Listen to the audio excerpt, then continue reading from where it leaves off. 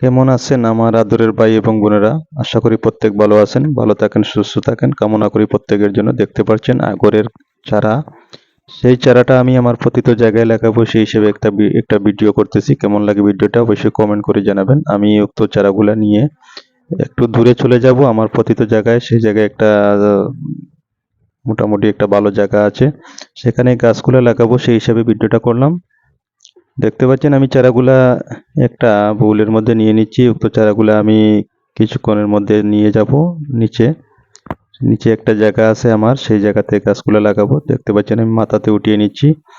আমি সেখানে অনেক দূর, তাই দূরে দূরে সেখানে চলে যাচ্ছি। দেখতে পাচ্ছেন আমার যাওয়ার স্টাইলটা কেমন লাগে ভিডিওটা আশা করি কমেন্ট করে প্রত্যেকে জানাবেন। সামনে পুকুর দেখছেন, এই পুকুরের পাশে একটা পতিত জায়গা আছে, সেই জায়গায় আমি চারাগুলো লাগাবো। চারাগুলো লাগাতে অনেক সময় লাগে, সেই হিসাবে আমি তাড়াহুড়া করে চারাগুলো লাগিয়ে নিচ্ছি। দেখতে পাচ্ছেন চারাগুলো অত্যন্ত ভালো, সুন্দর, স্বাস্থ্যবান। সেই হিসাবে কিছুদিন পুরো বৃষ্টি হয়েছে আমাদের এখানে, তাই বৃষ্টির সময় মাটিগুলা একটু নরম হয়েছে, তাই চারাগুলা লাগিয়ে নিচ্ছি। দুদিন ধরে সেই জায়গাতে চারা লাগাচ্ছি, তাই প্রথম দিনে ভিডিওটা দিইনি। দ্বিতীয় দিনে হঠাৎ মনে আসলো যে যাই হোক আমার ফেসবুক পেজে এই ভিডিওটা দিয়ে দিই প্রত্যেকের জন্য। যদি আপনাদের বাড়িতে সেরকম পতিত জায়গা থাকে বা সবজি ক্ষেত বা অন্যান্য কোনো ক্ষেত না হয়, তাহলে আগর কিংবা অন্যান্য গাছ লাগাতে পারেন। কারণ ভাই যদি এই একটা গাছ আমার সেখান থেকে আগর ধরে নেয়, তাহলে একটা গাছের মূল্য 1.5-2 লক্ষ টাকা হতে পারে অনেক সময়। না হলে ন্যূনতম যদি আগর তেমন নাও ধরে, তাহলে 5-6 হাজার, 10-20 হাজার টাকা সেখানে একটা গাছ থেকে মূল্য পাওয়া যায় আমাদের এখানে। সেই হিসাবে দেখতে পাচ্ছেন সেখানে অনেক গাছ আমি লাগিয়ে নিয়েছি, প্রায় 200-র মতন গাছ লাগানো হয়েছে সেই জায়গাতে।